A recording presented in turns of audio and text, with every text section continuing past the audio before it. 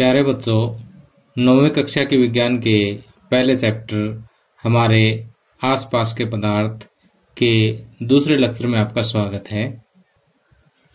इससे पहले हमने फर्स्ट लेक्चर में पढ़ लिया था कि पदार्थ क्या होता है और पदार्थ का भौतिक स्वरूप किस प्रकार का होता है। और भौतिक स्वरूप में हमने देखा कि पदार्थ जो छोटे छोटे कणों से मिलकर के बना होता है और ये कण बहुत ही छोटे छोटे होते हैं और इनको हमने क्रियाकलाप द्वारा भी समझा था। अब देखिए, उसके बाद हमने ये देखा कि पदार्थ के जो ये कण हैं उनके अंदर कौन कौन से विशेष गुण होते हैं। तो हमने ये देखा कि पदार्थ के कणों के बीच में खाली स्थान होता है, बिल्कुल कंटिन्यूअस नहीं होते, और पदार्थ के कण जो है वो लगातार गतिशील होते हैं। इसके अलावा पदार्थ के कण एक दूसरे को आकर्षित करते रहते हैं, यानी उनके बीच में एक आकर्षण बल होता है और ये हर एक पदार्थ की नेचर के अनुसार जो है वो इस बल का सामर्थ्य अलग अलग होता है। और आज इस लेक्चर में हम पदार्थ की 3 अवस्थाओं ठोस, द्रव और गैस का अध्ययन करेंगे और इन तीनों अवस्थाओं में क्या क्या अंतर है उसको भी हम स्पष्ट करेंगे। और पदार्थ की अवस्थाओं के आधार पर जो हमारे एनसीईआरटी बुक में जो प्रश्न दिए हुए हैं, बहुत ही इंपॉर्टेंट और इंटरेस्टिंग से प्रश्न हैं, उनको भी हम इस लेक्चर में हल करेंगे। तो आइए शुरुआत करते हैं। देखिए, अभी जैसे मैंने आपको बताया कि पदार्थ जो है भौतिक रूप से जो 3 अवस्थाओं में पाया जाता है, जिसको हम कहते हैं ठोस अवस्था, द्रव अवस्था और गैस अवस्था। ठीक, तो वैसे तो इन 3 अवस्थाओं के अलावा वैज्ञानिक आजकल 2 अवस्थाओं का और भी जिक्र करते हैं, प्लाज्मा और बीईसी। लेकिन इन दोनों अवस्थाओं का हम जिक्र इस चैप्टर के बिल्कुल लास्ट में करेंगे। तो अभी कंटिन्यूटी बनाए रखने के लिए हम सिर्फ 3 अवस्थाओं पर ध्यान देते हैं। कौन कौन सी है? ठोस अवस्था, द्रव अवस्था और गैस अवस्था। तो आइए सबसे पहले हम बात करते हैं ठोस पदार्थों की। ठोस अवस्था में जो पदार्थ है वो किस तरह के होते हैं, यानी जिसको हम ठोस पदार्थ भी हम कह सकते हैं, वो क्या होते हैं कि ऐसे पदार्थ जिनका आकार, आमाप और आयतन, यानी उसका शेप, उसका साइज और उसका वॉल्यूम, ये तीनों ही क्या हो? फिक्स हो, ठीक, निश्चित हो। ये तो ऐसा पदार्थ जिसका आकार मीन्स की उसकी शक्ल, उसकी शेप, आमाप, उसका साइज भी कितना बड़ा है या कितना छोटा वो उसका आमाप होता है, और आयतन तो आप समझ सकते हो, तो कि वो वस्तु जो है कितना स्थान घेरती है वो उसका आयतन होता है। तो अगर किसी पदार्थ की ये तीनों चीजें निश्चित हो तो वो पदार्थ क्या कहलाता है? ठोस कहलाता है। जैसे लोहा है, लकड़ी है, पत्थर है, तो ये ऐसी चीजें हैं जिनका आकार, आमाप और आयतन तीनों निश्चित है, इसलिए हम इनको क्या कहते हैं? ठोस पदार्थ कहते हैं। तो देखिए कि हमने क्या देखा कि ठोस का आकार, आमाप और आयतन तीनों ही क्या होता है? निश्चित होता है। ठीक, अब बात करते हैं हम द्रव की। द्रव के अंदर जो है न तो आकार निश्चित होता, न ही आमाप निश्चित होता, जबकि आयतन उसका निश्चित होता है। अब मैं इसको थोड़ा एक्सप्लेन करता हूँ। मान लिया कि मेरे पास 100 ml पानी है। क्या है? 100 ml पानी है।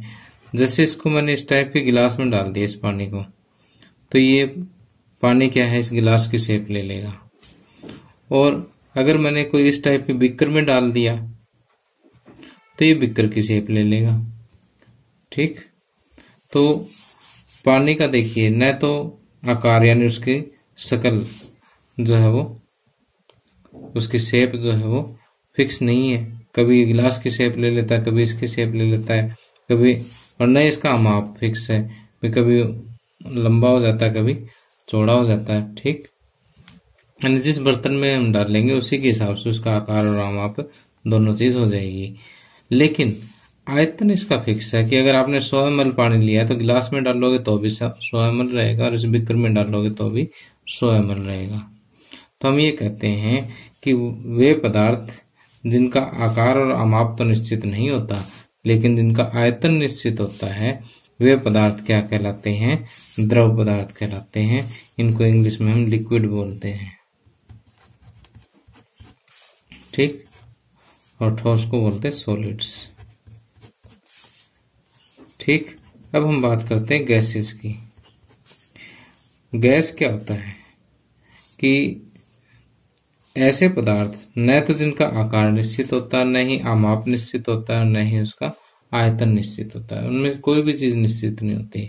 अब जैसे मान लीजिए कि हमारे पास जो है 1 लीटर गैस है, किसी विशेष तापमान पर एक सिलेंडर के अंदर 1 लीटर गैस है। अब इस सिलेंडर से ये गैस निकाल करके मैंने एक बड़े सिलेंडर में ये गैस डाल दी। ठीक, तो अब देखिए मैं यहाँ पर ये गैस दिखा रहा हूँ, गैस के कण हैं ये। पहले सिलेंडर में थे, फिर हमने किसी तरीके से क्या किया कि ये गैस निकाल करके इसमें डाल दी। अब यहाँ पर भी क्या होगा कि ये गैस के कण जो है इस पूरे सिलेंडर को भर लेंगे। ठीक, पहले तो मान लिया कि ये 1 लीटर का सिलेंडर था हमारे पास यहाँ पर। ठीक, अब मान लिया कि 5 लीटर का सिलेंडर है, तो पहले उतनी गैस ने 1 लीटर ऑक्यूपाई कर रखा था, 1 लीटर स्थान घेर रखा था। अब उसी गैस ने जो है 5 लीटर स्थान घेर लिया, बर्तन को पूरा भर लेगी। ठीक, तो बर्तन को क्योंकि पूरा भर लेती है, तो गैस सिलेंडर को पूरा भर लेती है, तो हम ये कहते हैं कि इसका आयतन भी निश्चित नहीं होता। तो ऐसे पदार्थ जिनका आकार, आमाप और आयतन कोई भी चीज निश्चित नहीं होती, ऐसे पदार्थ क्या कहलाते हैं? गैस कहलाते हैं। अब गैस का आप उदाहरण दे सकते हैं, जैसे ऑक्सीजन है, नाइट्रोजन है, हाइड्रोजन है, ये सभी गैसेस के उदाहरण हैं। और द्रव के उदाहरणों में जैसे हमने एक पानी ले लिया था, पेट्रोल ले सकते हो या पारा ले सकते हो, मरकरी जिसको हम बोलते हैं, तो ये द्रव के उदाहरण हैं। अब देखिए हम कुछ ऐसे पदार्थों की बात करते हैं जिनमें स्टूडेंट्स को अक्सर कंफ्यूजन होता है कि क्या ये ठोस है। जैसे मान लिया हम बात करते हैं रबड़ बैंड की। रबड़ बैंड यानी जो रबड़ हम यूज करते हैं, जैसे पैसे की कोई गड्डी उसके ऊपर लपेटने के लिए, या महिलाएं अपने बालों वगैरह में यूज करती है, उस रबड़ बैंड की हम बात कर रहे हैं। कि अब ये कहता है कि रबड़ बैंड को अगर हम, जैसे मान लिया इतना सा होता है, अगर इसको खींच दे तो इतना लंबा हो जाएगा ये। ठीक, तो ये कहता है कि इसका शेप साइज तो फिक्स नहीं हुआ, तो क्या इसको ठोस कहेंगे? क्वेश्चन तो अच्छा है कि रबड़ बैंड का शेप और साइज की हम बात कर रहे थे, आकार हम आपकी बात कर रहे थे, वो तो इसका फिक्स नहीं हुआ, तो क्या इसको ठोस कहना ठीक है?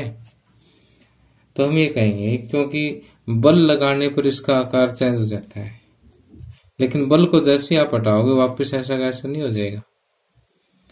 तो हम ये कहेंगे कि बल लगाने पर इसका आकार चेंज होता है, लेकिन बल हटाने पर ही अपने क्योंकि मूल आकार में आ जाता है, इसलिए हम इसको ठोस ही मानेंगे। और अगर बहुत ज्यादा बल लगा दोगे तो टूट जाएगा। ठीक, ऐसा तो हर एक ठोस के साथ होता है। अगर मान लीजिए हम इवन लोहे के ऊपर भी बहुत ज्यादा बल लगा देंगे तो वो भी टूट जाएगा। ठीक, तो इसलिए रबड़ बैंड को हम ठोस कहना ज्यादा उचित समझेंगे। तो प्यारे बच्चों, जो चीजें मैं आपको समझा रहा हूँ वो सारी मैंने नोट्स में लिख दी है, और ये नोट्स जो है आप को इसी वीडियो के डिस्क्रिप्शन में लिंक मिल जाएगा, तो आप वहां से डाउनलोड कर सकते हो। और ये इसकी अगर आपने पीडीएफ डाउनलोड करनी हो तो आपको मेरी मोबाइल ऐप डाउनलोड करनी होगी, और उसमें आप 9th क्लास में जाकर के साइंस सेलेक्ट करना, वहां से आप फर्स्ट चैप्टर में जाकर के इसके नोट्स डाउनलोड कर लेना। ठीक, तो अभी जो मैं क्वेश्चन आपको डिस्कस करवा रहा था वो ये था, रबड़ बैंड को क्या माना जाए, क्या खींचकर इसका आकार बदला जा सकता है, क्या ये ठोस है?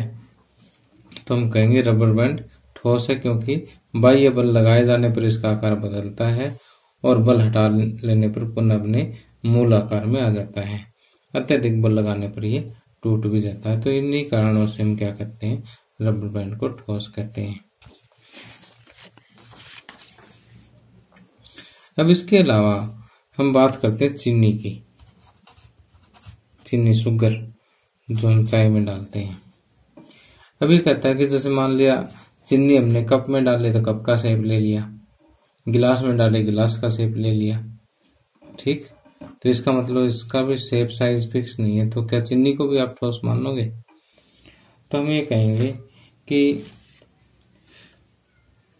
चीनी जो है वो छोटे छोटे क्रिस्टल से मिलके बनी होती है, छोटे छोटे दानों से मिलके बनी होती है। अब इन दानों को चाहे आप प्लेट में लो, किसी जार में लो, कप में लो, हाथ में लो, लेकिन इन क्रिस्टल का जो साइज है, शेप है, आकार है, वो नहीं बदलेगा, ठीक। तो हम चीनी को भी क्या कहेंगे, ठोस कहेंगे। इसी तरह से स्पंज, किसकी बात कर रहे हैं हम, स्पंज की बात कर रहे हैं। स्पंज जो है हम इस तरह से अपने सोफे की गद्दी वगैरह में यूज करते हैं, ठीक है। तो देखिए मेरे पास ये एक स्पंज का पीस है, तो यहां से देखिए ये कहता है कि स्पंज को अगर हम दबाएं तो देखिए इसका शेप एंड साइज जो है चेंज हो गया है, ठीक। तो क्या इस चीज को भी ठोस कहना उचित है? तो हम ये कहते हैं कि देखो इसको ध्यान से कि इसके अंदर क्या है कि छोटे छोटे छिद्र हैं, ठीक। और इन छिद्रों के अंदर क्या होता है, वायु का समावेश हो जाता है, इसके अंदर हवा चली जाती है, ठीक। और जैसे हम इसको दबाते हैं ना तो ये हवा बाहर निकल जाएगी, ठीक। तो उसी वजह से इसका संपीड़न संभव है, ठीक। लेकिन इसको हम कहेंगे क्या, ठोस ही कहेंगे, ठीक। तो देखिए कि यहां पर हमें पूछा गया कि स्पंज क्या है, यह ठोस है लेकिन फिर भी इसका संपीड़न संभव है, क्यों? तो हम ये कहेंगे कि स्पंज ठोस है क्योंकि स्पंज में बहुत ही छोटे छोटे छिद्र होते हैं जिनमें वायु का समावेश होता है। जब हम इसे दबाते हैं तो वायु बाहर निकलती है जिससे इसका संपीड़न संभव होता है, अतः स्पंज को हम क्या कहेंगे, ठोस ही कहेंगे। और ऊपर जो चीनी वाला क्वेश्चन मैंने डिस्कस करवाया था वही सेम टू सेम क्वेश्चन यहाँ पर मैंने दिया हुआ है। अब देखिए कि ठोस, द्रव और गैस की परिभाषा समझने के बाद हम इनके गुणों में अंतर देख लेते हैं, और वास्तव में एग्जामिनेशन पॉइंट ऑफ व्यू से भी ये बहुत इंपॉर्टेंट क्वेश्चन बनता है। तो यहाँ देखिए कि अगर हम आकार और माप की बात करें तो ठोसों का जो आकार है वो निश्चित होता है, द्रव का अनिश्चित होता है और गैस का आकार या माप भी अनिश्चित होता है। जबकि आयतन की अगर हम बात करें, आयतन ठोसों का भी निश्चित होता है, द्रव का भी आयतन निश्चित होता है, लेकिन गैस का जो आयतन है वो अनिश्चित होता है क्योंकि इस सिलेंडर को पूरा भर लेते हैं, जैसे मैंने अभी आपको बताया है, ठीक। तो अब इसी तरह से घनत्व, पहले तो घनत्व देखिए होता क्या है कि जैसे मान लीजिए कि हमारे पास यहाँ पर ये कोई इकाई आयतन है। इकाई आयतन का मतलब कि आप एक ऐसा घन अज्यूम कर लीजिए, एक ऐसा घन सोच लीजिए जिसकी लंबाई, चौड़ाई और ऊंचाई एक एक इकाई है। वो इकाई आप सेंटीमीटर भी ले सकते हो, एक एक मीटर भी ले सकते हो, ठीक है। तो अब देखिए ये हमारे पास एक ऐसा घनाकार डिब्बा है जिसकी लंबाई, चौड़ाई और ऊंचाई एक एक सेंटीमीटर है, ठीक। तो इस घनाकार डिब्बे में अगर हम कोई पदार्थ डालें, ठीक, अगर उस पदार्थ का द्रव्यमान ज्यादा होता है तो उसका घनत्व ज्यादा होगा, और उसका अगर उस पदार्थ का अगर हम देखें कि द्रव्यमान अगर कम है तो उसका घनत्व क्या होगा, कम होगा। उदाहरण के लिए अगर मैं यहाँ पर इसके अंदर कुछ अगर यही घन जो है लोहे का ले लेता हूं मैं, ठीक, और इसी घनाकार डिब्बे के अंदर पानी ले लेता हूं, ठीक, तो आप बताइए लोहे का इसमें द्रव्यमान ज्यादा होगा कि पानी का ज्यादा होगा? तो सिंपल सी बात है, लोहे का ज्यादा होगा, ठीक। तो हम ये कहेंगे कि लोहे का घनत्व क्या है, पानी की बजाय ज्यादा है। तो घनत्व की अगर हम परिभाषा दें तो मास पर यूनिट वॉल्यूम होता है, मास पर यूनिट वॉल्यूम। इसको अगर हिंदी में देखें तो वॉल्यूम मीन्स आयतन, मास मीन्स द्रव्यमान, की इकाई आयतन में द्रव्यमान की मात्रा, इकाई आयतन में द्रव्यमान की मात्रा जो है वो क्या होती है, घनत्व होती है। जैसे ये जो डिब्बा मैंने बनाया इकाई आयतन ही है, इस इकाई आयतन में जो द्रव्यमान अगर ज्यादा आएगा तो घनत्व ज्यादा, द्रव्यमान कम आएगा तो घनत्व कम। और इसके अंदर अगर आप कोई भी गैस डालोगे तो उसका द्रव्यमान और भी कम होगा, ठीक है। अगर इतनी ही आयतन वाली कोई गैस लोगे तो उसका द्रव्यमान और भी कम होगा। इसका मतलब गैसेस का जो घनत्व हो वो सबसे कम होता है। तो घनत्व की अगर हम बात करें, ठोस का घनत्व जो है अधिक होता है, ठीक, और गैस का घनत्व जो है बहुत ही कम होता है, बहुत कम होता है। और गैसों का घनत्व जो है वो ठोस से कम, लेकिन गैस से, द्रवों का जो घनत्व है वो ठोसों से कम लेकिन गैसों से अधिक होता है, ठीक। अब हम बात करते हैं कठोरता की। किसकी बात करते हैं? कठोरता की। तो कठोरता में आप देख ही सकते हैं कि ठोस सबसे कठोर होते हैं, ठीक, और द्रव कठोर नहीं होते, जैसे पानी है कठोर नहीं होता, गैस तो बिल्कुल भी कठोर नहीं होती। समझ गए बात को? अब सोचने वाली बात है कि ठोसों का घनत्व इतना अधिक क्यों होता है, या फिर इसकी अगर हम कठोरता की बात करें तो ठोस बहुत ज्यादा कठोर क्यों होते हैं? क्योंकि ठोसों के जो कण हैं, जैसे हमने पिछले लेक्चर में पढ़ा था कि पदार्थ के जो कण है उनके बीच में क्या होता है कि एक आकर्षण बल होता है, जिसको अंतराणुक बल कहते हैं। क्या कहते हैं? अंतराणुक बल कहते हैं। कि अणुओं के बीच का जो बल है वो ठोसों में बहुत ज्यादा होता है। अणुओं के बीच का जो आकर्षण बल है वो ठोसों के बीच में बहुत अधिक होता है, और द्रव में उतना अधिक नहीं होता जितना ठोसों में होता है। गैसों में तो ये बल बहुत ही कमजोर होता है, ठीक। तो यहां से हम ये कह सकते हैं कि जैसे ये बल बहुत ज्यादा स्ट्रोंग होगा तो जितने भी कण हैं उनको ये टाइटली बांध देगा, ठीक, स्ट्रोंगली आपस में बांध के रखेगा इसको। अगर बांध के रखेगा तो सिंपल सी बात है वो चीज कठोर ही होगी, और जितनी कठोर होगी उतना ही उसके अंदर क्या होगा, घनत्व जनरली अधिक होएगा। सामान्य तौर पे एक्सेप्शन तो कहीं भी हो सकती है। तो यहाँ पर हम ये कहते हैं कि हम बात कर रहे थे अंतराणुक बल की, कि अंतराणु का मतलब अंतरा प्लस अणु, कि अणुओं के बीच का बल, अणुओं के बीच का बल जो है वो बहुत अधिक होता है, इसमें बहुत कम होता है, और इसका जो है ठोसों से कम लेकिन गैस की कंपैरिजन में जो है वो अधिक होता है। अब विसरण की अगर हम बात करें, ठीक, चलो मैं इसको अब नोट्स में से बता देता हूँ, थोड़ा सा आपको अच्छी तरह समझ आ जाएगा। अब देखिए यहाँ पर पहले ये 3-4 पॉइंट तो बिल्कुल सिंपल है, आप देख के पढ़ ही लोगे, इसमें कोई बड़ी बात नहीं है। हम पांचवा पॉइंट डिस्कस कर रहे थे कि इसके कणों में अंतराणुक बल जो है बहुत अधिक होता है। इनके कणों में अंतराणुक बल जो है गैसों से अधिक होता है और ठोसों से कम होता है, और इनके कणों में अंतराणुक बल जो नगण्य होता है। नगण्य का मतलब बहुत ही कम होता है, न के बराबर ही होता है, ठीक। अब हम बात करते हैं ठोसों के विसरण की। विसरण का मतलब होता है कि एक पदार्थ का दूसरे पदार्थ के अंदर, एक पदार्थ के कणों का दूसरे पदार्थ के कणों के अंदर घुस जाना जो है विसरण कहलाता है। तो जैसे पिछले लेक्चर में हमने विसरण के बारे में पढ़ा भी था। ठीक, तो यहाँ पर देखिए कि ठोसों के अंदर विसरण जो है नगण्य होता है। ठीक, अगर दो ठोस आप आपस में मिला भी दोगे तो विसरण बहुत ही कम, नेग्लिजिबल होता है। और जो द्रव है उनमें विसरण जो है गैसों की अपेक्षा कम होता है, लेकिन ठोसों की अपेक्षा अधिक होता है। जैसे मान लीजिए आप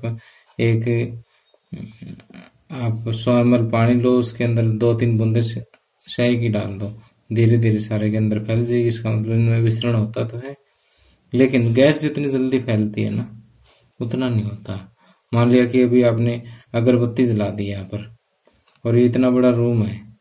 ठीक, तो इस रूम में जस्ट 3-4 सेकंड में जो है इसकी स्मेल आगे वाले कोने तक पहुंच जाती है, क्योंकि इसका विसरण अधिक होता है। जबकि यहाँ देखिए छोटा सा गिलास आपने लिया और स्याही की बूंद जो है लगभग 10 से 15 सेकंड ले लेगी, या उससे ज्यादा भी समय ले लेगी पूरा इसको मतलब रंगीन करने में। जबकि यहाँ पे इतना बड़ा रूम है और यहाँ पे आपने अगरबत्ती इस कोने में जलाई, इस कोने तक लगभग 2-3 सेकंड में इसकी स्मेल पहुंच जाती है। इसका मतलब जो अगरबत्ती का जो धुआं है वो भी एक किस्म की गैस है, और वायु है वो भी गैसों का मिक्सचर है। तो गैसों के अंदर विसरण जो है वो बहुत अधिक होता है। इसी वजह से अगरबत्ती की जो स्मेल है वो काफी दूर तक पहुंच जाती है। ठीक, अब बात करते हैं संपीड़न की, कि ठोसों को संपीड़ित नहीं किया जा सकता। नहीं तो हम नहीं कहेंगे कि ठोसों में संपीड़न, नगण्य कहेंगे इसको ठीक कर लेना नोट्स में भी, कि ठोसों में संपीड़न जो है नगण्य है। इनका भी ये लिख देना कि इसका भी नगण्य है। ओके, नगण्य का मतलब जिसकी गणना लगभग न के बराबर की जाती है। इसलिए हम इनको कह देते हैं कि संपीड़न नहीं किया जा सकता। लेकिन अगर हम थोड़ा सा हायर लेवल पे देखें तो संपीड़न होता तो है, लेकिन नेग्लिजिबल होता है, और इनको संपीड़ित किया जा सकता है। और ये इसके कणों में बहुत कम गतिज ऊर्जा होती है। यहाँ पे अगर हम कहें कि इनके कणों में बहुत ही कम गतिज ऊर्जा होती है, यानी इनके कणों में जो मोशन होता है, गति जो होती है वो कम होती है। गति कम होगी तो गतिज ऊर्जा भी कम होगी। लेकिन द्रव के जो कण हैं उनमें गति होती रहती है, तो इनमें कुछ गतिज ऊर्जा होती है। लेकिन गैसों में गतिज ऊर्जा बहुत अधिक होती है, क्योंकि इनके कण जो है वो काफी तेजी से गति करते हैं। तो प्यारे बच्चों, आप यहाँ पर ठोस, द्रव और गैस अवस्था या ठोस, द्रव और गैस पदार्थों के बीच में आप अंतर समझ चुके हैं। तो अब जो टॉपिक हमने अभी तक पढ़ा है आज के लेक्चर में, उसी पर जो है हमारे एनसीईआरटी बुक में कुछ क्वेश्चन दिए हुए हैं, उन क्वेश्चंस को हम अभी डिस्कस करते हैं। अब देखिए, आपको यहाँ पर कुछ एनसीईआरटी बुक के क्वेश्चन दे रखे हैं। तो यहाँ पर आपको ये बताया गया है कि घनत्व की परिभाषा जो हम पहले ऊपर पढ़ चुके हैं कि इकाई आयतन में द्रव्यमान जो है वो क्या कहलाता है, घनत्व कहलाता है। द्रव्यमान प्रति इकाई आयतन को हम क्या कहते हैं, घनत्व कहते हैं। तो कहते हैं घनत्व के बढ़ते हुए क्रम में इनको हमें अरेंज करना है। तो देखिए कि सबसे हल्की इनमें से क्या चीज होती है, सबसे कम द्रव्यमान किसका होता है, वायु का होता है या चिमनी का धुआं। इन दोनों में से देखिए, तो चिमनी का धुआं देखिए कि निकलते ऊपर उठता है, तो इसका मतलब वायु से तो हल्का ही होगा। तो इसका मतलब 1 नंबर पे तो हम इसको लगा देंगे, 2 नंबर पे वायु को लगा देंगे। अब बात रहती है कि वैसे तो लिक्विड का उसका बाद आता है घनत्व, तो लिक्विड में शहद और जल आता है। लेकिन यहाँ पर देखिए कि रुई भी दे रखी है। अगर आप सोच के देखिए कि अगर हमारे पास एक बोतल के अंदर हम रुई डाल देते हैं, उसी के अंदर शहद है, तो सिंपल सी बात है कि रुई हल्की होगी उसमें। तो 3 नंबर पे हम रुई ले लेते हैं, और 4 नंबर पे हम जल ले लेते हैं, 5 नंबर पे शहद, 6 पे चौक और 7 पे लोहा ले लेते हैं। ठीक, तो अभी जो मैंने नोट्स डाले हैं उनमें थोड़ा सा मिसप्रिंट है इसमें, तो मैं उसको ठीक कर दूंगा। ओके, तो आज जस्ट इस वीडियो के तुरंत बाद आप डाउनलोड कर सकते हैं, अपडेटेड वर्जन है उसका। तो नोट्स में ये गलती से एज इट इज कॉपी लग गया था मेरे से, तो कोई बात नहीं, इसको आप अपडेट कर लेना। ये जो मैंने आपको बताया सही आंसर है। अब देखिए यहाँ पर कहता है कि पदार्थ के विभिन्न अवस्थाओं के गुणों में होने वाले अंतर को सारणीबद्ध कीजिए। सारणी हम ऊपर अध्ययन कर ही चुके हैं, इसलिए यहाँ पर मैंने इसको दोबारा नहीं लिखा है। अब आगे इसी क्वेश्चन के बी पार्ट में आपको दिया हुआ है कि निम्नलिखित पर टिप्पणी कीजिए। दृढ़ता यानी कठोरता होगी एक किस्म से। संपीड़ितता की किसी चीज को संपीड़ित यानी उसको कितना दबाया जा सकता है, जैसे ये जो है एक किस्म से इसको अगर हम दबाते हैं तो ये संपीड़ित हो गया, ठीक। तरलता उसकी लिक्विडिटी जो है, और बर्तन में गैस का भरना, आकार, गतिज ऊर्जा और घनत्व, इन चीजों को हमने डिस्कस करना है अभी। तो यदि हम दृढ़ता की बात करें तो हम जैसे मैंने बताया था कि पदार्थ के कणों के बीच में जो आकर्षण बल होता है उसी के कारण क्या होती है, दृढ़ता होती है। ये आकर्षण बल जितना अधिक होगा उतना ही वो पदार्थ क्या होगा, दृढ़ ज्यादा होगा। अब ठोसों में आकर्षण बल बहुत अधिक होता है, उसी कारण ठोस क्या होता है, दृढ़ होते हैं। और द्रवों में ये कुछ कम होता है, गैसों में जो है ये बल बहुत ही कम होता है, इसलिए गैसें जो सबसे कम दृढ़ होती हैं। संपीड़ितता का मतलब होता है कि किसी पदार्थ के ऊपर बल लगा करके उसके कणों के बीच की दूरी जो है वो कम करना। अब ठोस जो है, ठोस और द्रव, इनमें ये गुण जो है नगण्य होता है, बहुत ही कम संपीड़ित होते हैं। और गैसों में संपीड़न का गुण पाया जाता है। गैसों के लिए संपीड़न का अगर आप चाहो तो आप ऐसा करो कि एक इस तरह से जो है सिरिंज आप ले सकते हो, ठीक। किसी मेडिकल स्टोर से आप 5 या 7 रुपए की खरीद सकते हो। आपको नई सिरिंज ही यूज करनी है, कोई पुरानी यूज नहीं, एक्सपेरिमेंट नहीं करना। तो यहाँ पर देखिए उसके आगे आप एक रबर का कारक लगाइए, ठीक। पहले इसको खोल लीजिए, रबर का कारक लगा करके ऊपर से इसका पिस्टन दबाइए, काफी हद तक कंप्रेस हो जाएगी, लेकिन उसके बाद ये कंप्रेस नहीं होगी, ठीक। तो इसका मतलब जैसे यहाँ से अगर आप इसको दबाना शुरू करोगे तो लगभग आधी ये कंप्रेस हो जाएगी, आधी से थोड़ी बहुत कम कंप्रेस होगी। तो हम ये कह सकते हैं कि गैसों में गैस से जो है संपीड़ित हो सकती है, कंप्रेस हो सकती है, ठीक। लेकिन ठोस और अगर इसी के अंदर आप पानी डाल करके एक्सपेरिमेंट करना एक बार, बहुत ही कम जो है कंप्रेस होगी, बहुत ही कम संपीड़ित होगी। इसी तरह से आगे वाला जो गुण आता है हमारे पास, ये है तरलता का गुण, ठीक। तरलता का मतलब होता है किसी चीज का बहना। अब देखिए कि द्रव और गैस दोनों बह सकते हैं, तो तरलता का गुण द्रव और गैस में पाया जाता है। ठोस नहीं बहते। ठोस अगर आपने कहीं एक जगह रख दिया तो रख दिया, वो नहीं लेगा, वो नहीं बहेगा, तो ठोसों में तरलता का गुण नहीं होता। अब आगे आता है बर्तन में गैस भरना। तो गैसों को संपीड़ित करके किसी गैस में किसी बर्तन में भरा जा सकता है, यानी किसी सिलेंडर में भरा जा सकता है, ठीक। और सिलेंडर में भरने के लिए उसके ऊपर दाब बहुत ज्यादा होना चाहिए और उसका तापमान क्या होना चाहिए, कम होना चाहिए, तभी उसमें भरी जाएगी, ठीक।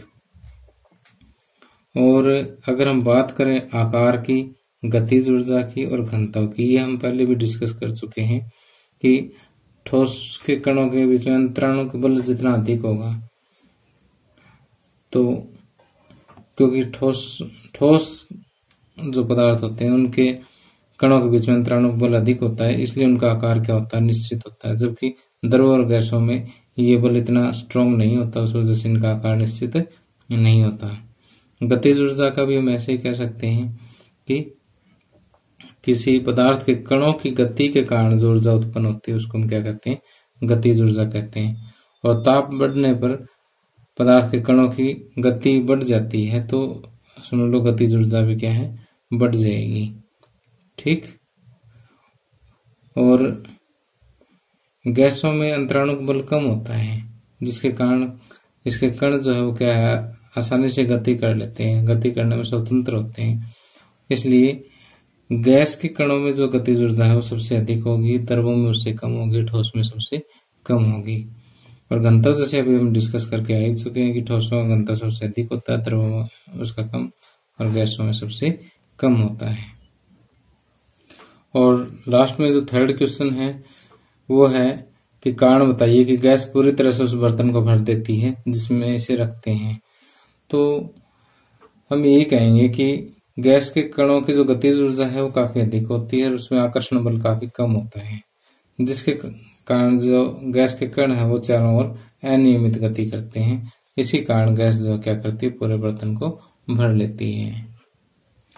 आगे आता है कि गैस बर्तन की दीवारों पर दबाव डालती है। जैसे मान लीजिए कि एक बर्तन है, इसके अंदर आपने गैस डाल रखी है, ठीक, क्या कर रखा आपने, गैस डाल रखी है। तो ये कहता है कि ये दीवारों पर क्या करती है, दबाव डालती है। तो देखिए कि जैसे ये हमने देखा था कि गैस के कणों में क्या होती है, अनियमित गति होती है, जिससे कारण वो क्या करेंगे, इसकी दीवारों के साथ टकराएंगे। ठीक, जब इनके ऊपर टकराएंगे तो सिंपल सी बात है, बल तो लगेगा ही। ठीक, अब इकाई क्षेत्रफल पर लगा हुआ बल क्या कहलाता है, दबाव कहलाता है।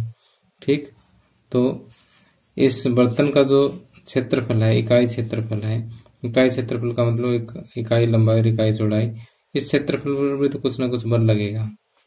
ठीक, तो इकाई क्षेत्रफल पर लगा हुआ बल ही क्या कहलाता है, दबाव कहलाता है।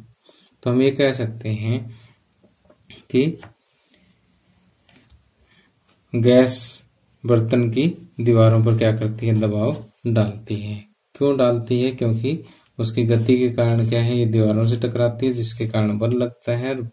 बल इकाई क्षेत्रफल पर लगा हुआ बल ही क्या कहलाता है, दबाव कहलाता है। इसी वजह से गैस जो है वो क्या करती है, बर्तन की दीवारों पर दबाव डालती है। और आगे वाला तो पार्ट बिल्कुल ही आसान है कि लकड़ी की मेज ठोस क्यों कहलाती है, क्योंकि इसका आकार आयतन निश्चित होता है, संपीड़ित ये हो नहीं सकती, इसलिए लकड़ी की मेज क्या है, ठोस है। और अगला जो लास्ट पार्ट है इस क्वेश्चन का कि हवा में हम आसानी से अपना हाथ चला सकते हैं, लेकिन एक ठोस लकड़ी के टुकड़े में हाथ चलाने के लिए हमें कराटे में दक्ष होना पड़ेगा। क्योंकि वायु में अगर हम हाथ चलाएंगे तो आसानी से क्यों चलेगा, क्योंकि वायु के कणों के बीच में दूरी बहुत अधिक होती है। तो हाथ को कोई रोकने वाला तो है नहीं, आसानी से हिला सकते हैं उसको। ठीक है, क्योंकि कणों के बीच में दूरी अधिक है, तो जैसे हम हाथ हिलाएंगे तो जो दूरी अधिक है तो ये कण जो संपीड़ित हो जाएंगे। ठीक, जबकि ठोस के कणों के बीच में दूरी क्या है, नगण्य होती है। ठीक, जिस कारण ठोस लकड़ी के टुकड़े को चलाने के लिए हमें कराटे में दक्ष होना पड़ेगा। अगर कराटे हम सीख गए तो हम पूरी एनर्जी जो है एक जगह पे कंसंट्रेट करके उस लकड़ी को तोड़ भी सकते हैं, या यहाँ पर हम एक कुल्हाड़ी की हेल्प से भी इसको काट सकते हैं। तो आपने ऐसा कोई एक्सपेरिमेंट नहीं करना कि आप लकड़ी को तोड़ने का प्रयास करें, क्योंकि मैं सिर्फ थ्योरी समझा रहा हूँ, प्रैक्टिकल नहीं करवा रहा हूँ आप लोगों को। तो प्यारे बच्चों, आज के लेक्चर में बस इतना ही। अगले लेक्चर में जो है, अगले लेक्चर में हम पदार्थ की अवस्थाओं में जो है परिवर्तन किस तरह से होता है, कि जैसे ठोस को द्रव में, द्रव को गैस में, या गैस को द्रव में, द्रव से ठोस में, किस तरह से हम आपस में इनको बदल सकते हैं, क्या क्या कंडीशन इनकी होती है। और इसी टॉपिक के अंतर्गत हम बहुत ही महत्वपूर्ण प्रश्नों को हल करेंगे। इसके अलावा एक क्वेश्चन हमारा आज और रह जाता है, इसका कि सामान्यतः ठोस पदार्थों की अपेक्षा द्रवों का घनत्व कम होता है, लेकिन बर्फ जो है ठोस होते हुए भी पानी के ऊपर तैरती है, लेकिन ऐसा क्यों होता है। तो एक बार आपने ये क्वेश्चन का आंसर नोट्स में से पढ़ के इसको समझना है। बाकी कल के लेक्चर के लास्ट में जो मैं इसको डिस्कस कर दूंगा। तो प्यारे बच्चों, आपको मेरा लेक्चर कैसा लगा मुझे कमेंट करके जरूर बताइएगा, तो ताकि आपके जो कमेंट है उन पे मैं अमल करके आपके लेक्चर को और ज्यादा बढ़िया बना सकूं। Thank you, have a nice day.